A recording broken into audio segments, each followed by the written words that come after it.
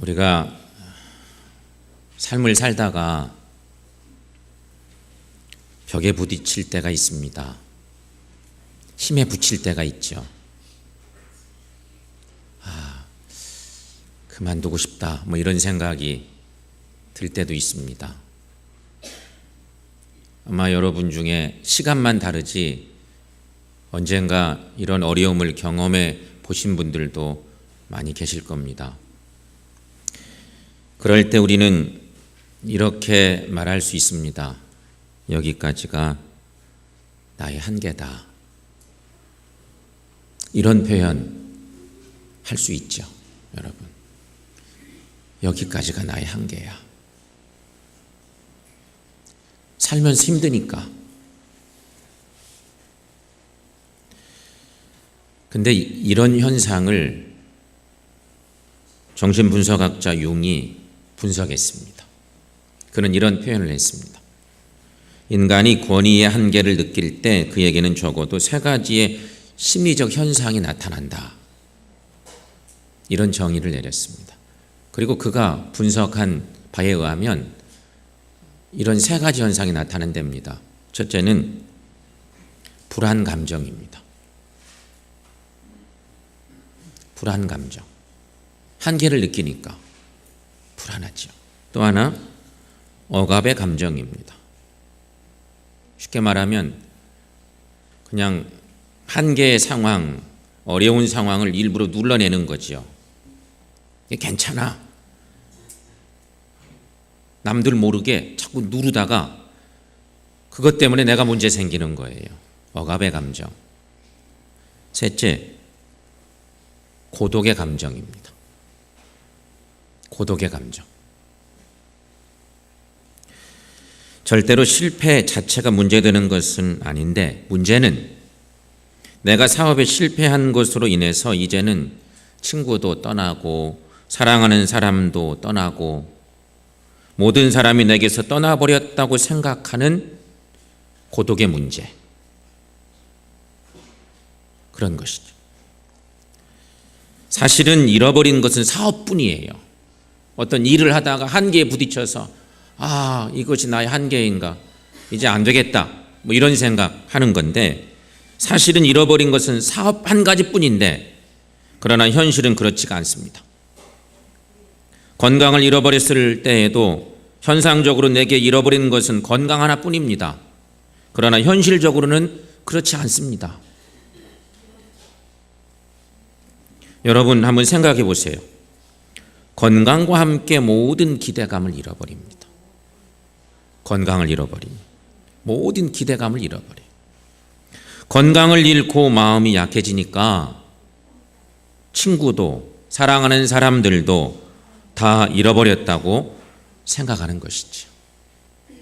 그러기에 인간 실존의 가장 무서운 심리 현상은 고독입니다. 고독. 그야말로 나 혼자라는 이 생각이 마음을 병들게 하고 삶을 포기하게 하는 것이라는 거지요.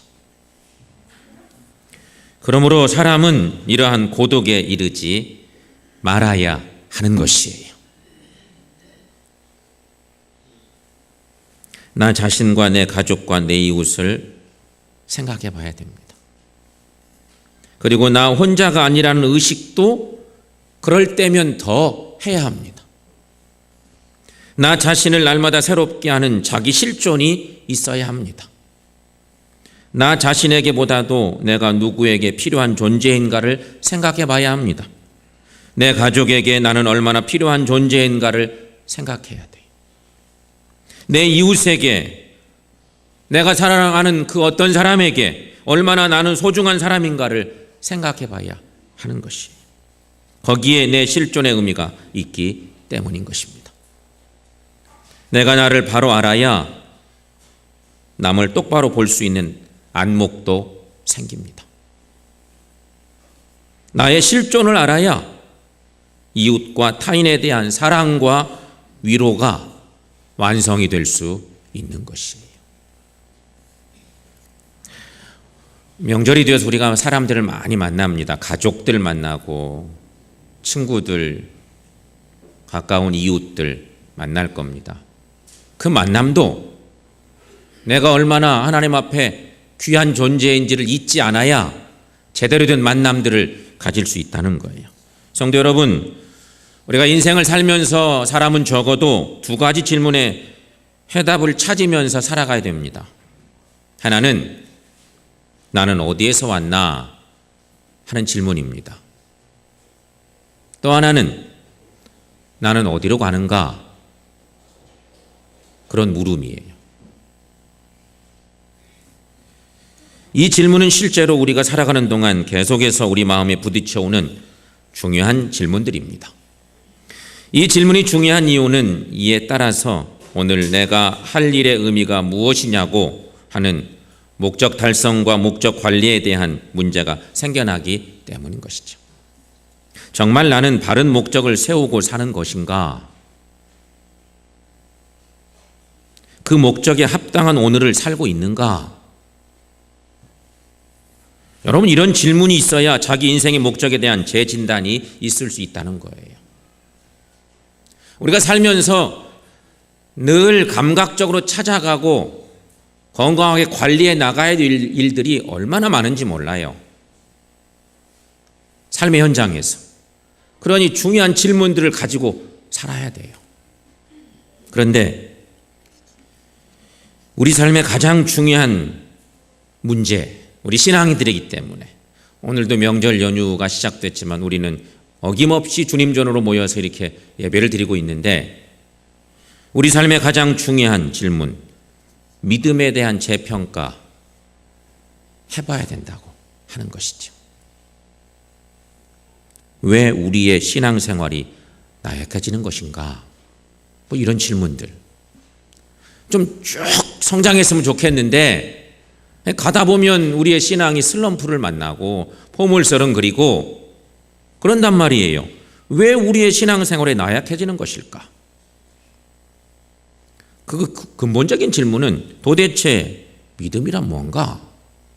이런 질문들을 우리가 갖지 않습니까? 믿음이 뭘까요, 여러분? 평생 우리가 던져내는 중요한 질문인데 믿음이란 뭘까? 좀 쉽게 설명하면, 오늘 말씀에 의지해 설명해 보면 믿음이란 하나의 관계성입니다. 믿음은 관계성이에요. 윌리엄 바클레이라고 하는 신학자는 이 문제를 이렇게 대답했습니다. 예수를 믿는다는 것은 하나님과의 관계를 새롭게 하는 것이다. 큰 전제는 이런 전제입니다. 예수 믿는 거, 그게 뭐예요? 예수 믿는 것은 하나님과 관계를 새롭게 하는 것이다. 정리했어요. 그는 그러면서 이렇게 쭉 긴 설명을 붙입니다. 여러분 한번 가만히 마음으로 묵상해 보시면서 동의가 되면 여러분 마음속에 아멘을 해보시면 되는데, 예수 믿는다는 것은요, 하나님과의 관계를 새롭게 하는 것이다. 이 관계성 문제란 말이에요. 그래서 바클레이는 말합니다. 심판자를 이제는 아버지로, 항상 두려워하던 하나님을 이제는 사랑의 하나님으로, 공포의 대상을 사랑의 대상으로, 그리고 정오의 대상으로 여겼던 이웃에 대해서는 사랑의 대상으로, 이기적 생각에서 봉사하는 마음으로, 질투나 양심에서 용서하는 마음으로, 그리고 자기 자신에 대해서는 아주 쓸모없는 존재로 알았으나 예수 안에서 이제는 소중한 존재로, 실패한 것이 아니라 모든 것은 성공한 것이라고 이해하고 허무한 것이 아니라 여기에 막중한 의미가 있다고 생각이 바뀌어지는 것, 그것이 예수 믿는 것이다. 이 유명한 신학자의 정의입니다. 그렇습니다, 여러분. 우리의 관계성, 즉 하나님과의 관계, 이웃과의 관계가 바로 정립될 때에 거기에 바른 믿음이 있습니다. 이런 은혜가 우리 모두에게 있기를 축원합니다. 그런데 이 모든 문제가 하나님과의 관계에서부터 단절이 일어나면 모든 문제가 깨지는 거예요. 심리학자 케이치프 노이드라고 하는 사람은 관계가 단절된 인간은 6가지 감옥에서 산다, 라고는 얘기를 했습니다. 여러분, 하나님과의 관계를 온전히 하는 것이 예수 믿는 사람의 건강한 모습인데, 우리가 관계가 단절된 인간은 6가지 감옥에 산대요. 관계의 단절은 심각한 문제를 일으킨다는 것이죠. 첫째는 자기의 예쁜 면만을 볼 줄 아는 자기도취의 감옥입니다. 둘째, 다른 사람의 나쁜 점만을 보는 비판의 감옥입니다. 셋째는 오늘과 내일을 암담하게 보는 절망의 감옥입니다. 넷째, 옛것만 황금시대로 보는 과거지향적 감옥입니다. 다섯째, 다른 사람의 것만 부러워하는 선망의 감옥. 여섯째, 다른 사람이 잘 되는 것을 싫어하는 시기와 증오의 감옥. 관계가 단절된 인간에게 나타나는 6가지의 감옥이 이런 감옥들이 있다는 거죠.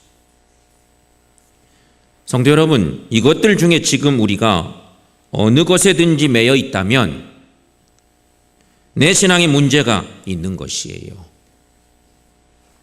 곧 하나님과의 관계에 단절이 생겼다는 또 다른 표현이죠. 하나님과의 관계에 단절이 생기면 이웃과의 관계에도 문제가 생겨요. 관계에 단절이 있으면 나 자신을 지키지 못하고 다른 사람을 돌아보는 것도 못해요. 이런 사람들의 눈에는 남의 허물만 보여요. 남을 칭찬할 수가 없어. 남의 단점만 크게 보이고 자꾸 질타하고 그렇게 되는 거예요. 그러니 여러분, 우리의 만남이 이런 관계가 되지 말아야 됩니다. 하나님과의 관계가 건강해야 되는 거예요. 이게 믿음인데, 그래야 이웃과의 관계도 문제가 없다는 것이죠. 자, 오늘 우리에게 하나님께 주신 말씀, 잠언의 말씀입니다. 잠언의 말씀은 어디든지 우리의 신앙의 삶에 참 도움이 되는 참 실질적인 말씀들이 많은데, 오늘 우리에게 주신 본문 말씀은 앞에서 얘기했던 이런 것들을 크게 경계하고 있는 성경 말씀이에요. 여러분, 오늘 본문 우리에게 주신 9절 말씀을 한 목소리를 합독하면서 말씀을 다시 받습니다. 허물을 덮어주는 자는 사랑을 구하는 자요, 그것을 거듭 말하는 자는 친한 벗을 이간하는 자니라. 아멘. 허물을 덮어주는 것, 그것은 그의 실수를 이해하고 용서해 준다는 의미입니다. 죄를 덮어주는 그런 의미가 아니에요. 그의 허물 때문에 여러분, 내가 피해를 보거나 상처를 받기도 했지만 그를 사랑의 마음으로 감싸주는 것, 그것이 허물을 덮어주는 것이죠. 허물을 덮어주는 일을 못하는 사람은요, 근본적으로 하나님과의 관계에 문제가 있는 자이고, 더 나아가면 믿음 없는 사람이에요. 믿음이 없기 때문에 다른 사람들에게서 뭔가 가능성을 못 보고 그냥 막 질타하고 그런 거죠. 믿음이 없어서 남의 허물을 사람들에게 드러내는 것은 그 사람의 허물을 드러내어 헐뜯으려는 악한 의도가 담겨 있는 것이에요. 성도 여러분, 신실한 믿음을 소유하심으로 허물을 덮어주는 은혜가 우리에게 있기를 축원합니다. 한편 9절 말씀의 후반부에는 또 이런 말씀이 있죠. 거듭 말한다. 거듭 말한다는 표현도 있습니다. 거듭 말한다는 뜻은 여기저기 말하며 돌아다닌다는 말이에요. 막 떠버리고 다니는 거죠. 그러므로 남의 허물을 보았더라도 때로는 침묵하는 것이 가장 훌륭한 방법이 될 수 있다는 것이에요. 남의 허물을 보면 입이 간지러워 못 견디는 사람들도 있습니다. 남이 뭔가 잘못하면 입이 간질간질거려서 말을 안 하면 안 돼. 이 사람한테도 얘기하고 저 사람한테 얘기하고 막 동네방네 소문 다 내는 거예요. 그러면 안 돼요. 그러지 말고 1차적으로 내 감정을 잘 통제해서 좀 덮어주는 거예요. 그것이 진정한 신앙의 인격자의 모습이에요.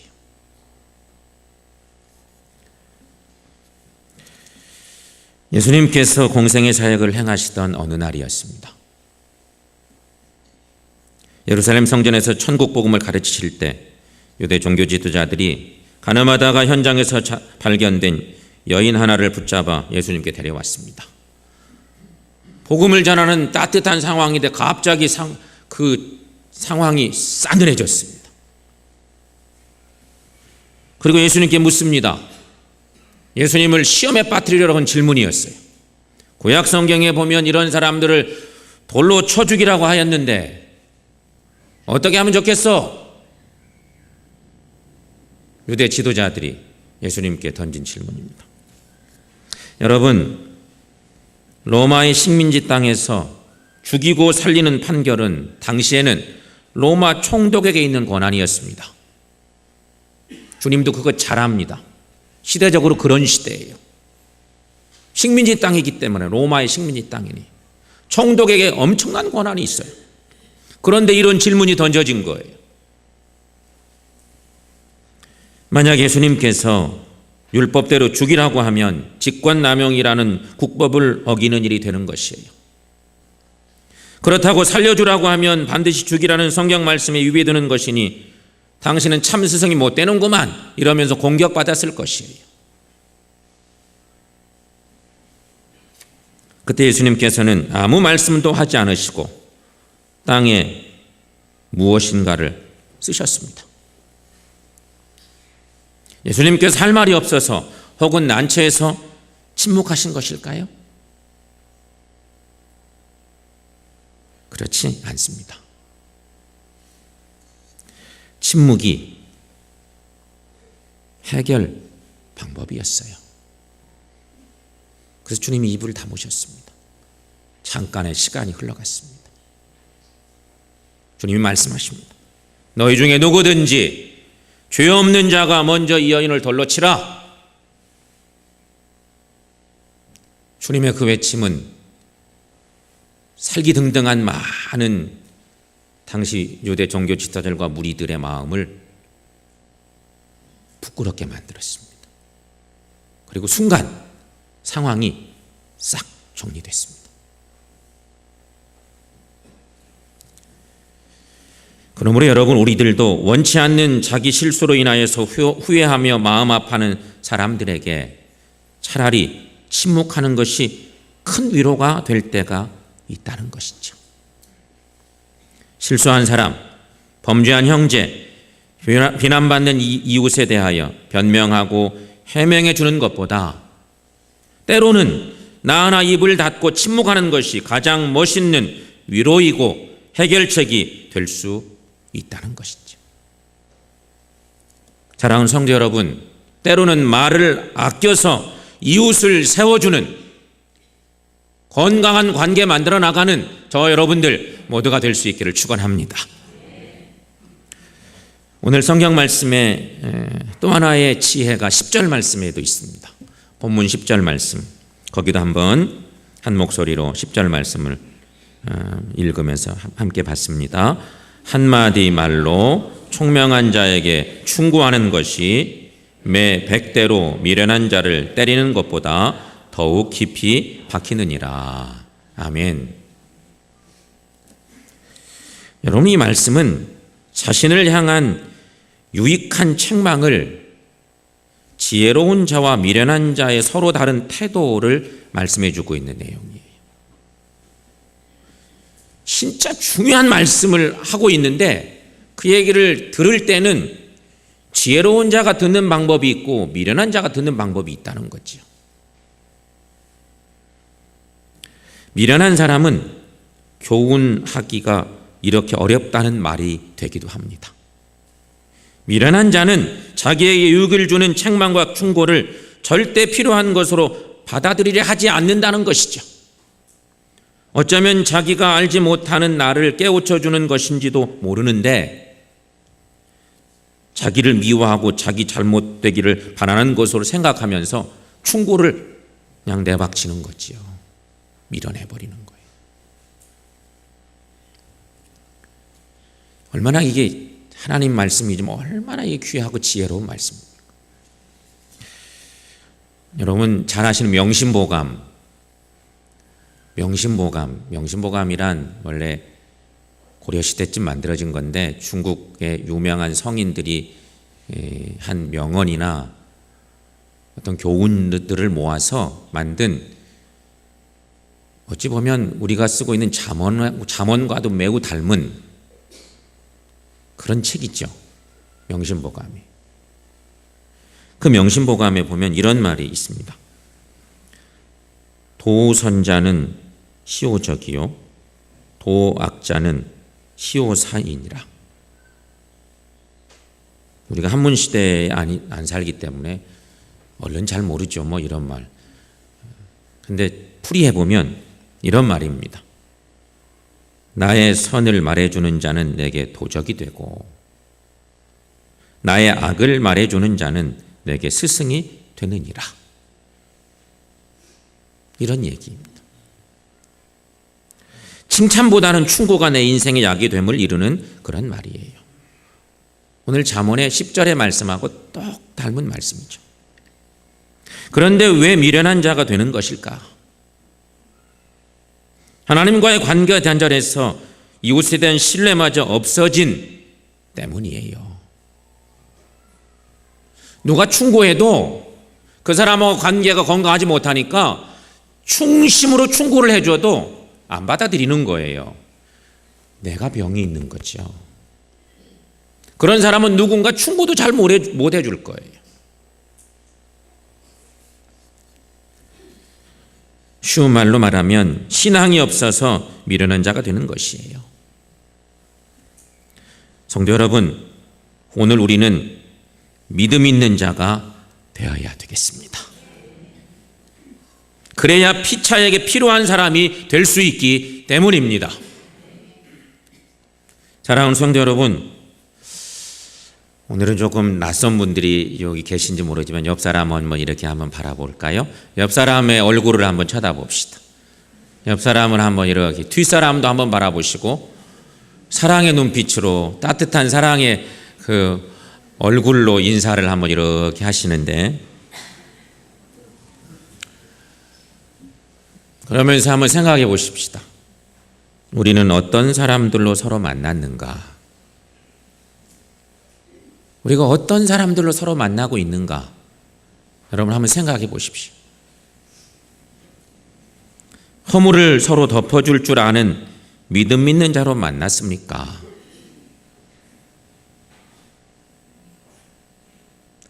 허물을 덮어주는 일도 믿음이 있어야 돼요. 또 서로의 충고를 받아들일 줄 아는 지혜 있는 자의 만남인가? 여러분, 나를 한번 돌아볼 필요가 있어요. 우리가 어떻게 신앙생활하고 있는가? 우리를 돌아볼 일이에요.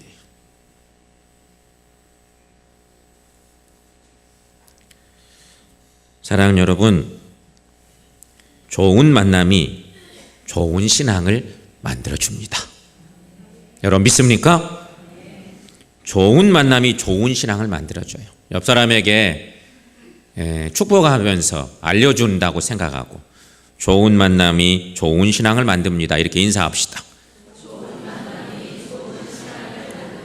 다시 한번 시작. 좋은 만남이 좋은 신앙을 만듭니다.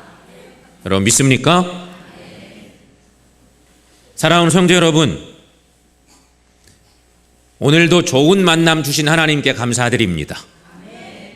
오늘 예배드리면서 우리가 하나님 나라가 고향인 우리 모두가, 같은 고향 사모하고 살고 있는 믿음의 지체들인 우리 모두가 우리 하나님 은혜로 함께 만났습니다.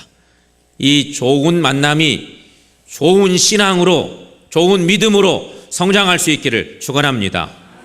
특별히 이 설 명절을 보내시면서 여러분 이제 예배 마치고 각자 집으로, 고향으로 또 떠나시고 돌아가실 텐데, 고향에 가셔서 가정에서 형제들 만나실 때 정말 사랑으로 좋은 만남들 이루시고, 우리 하나님이 기뻐하시는 신실한 믿음의 사람들로 든든히 세워져가는 우리 모두가 될 수 있기를 주님의 이름으로 간절히 축원합니다. 기도하겠습니다.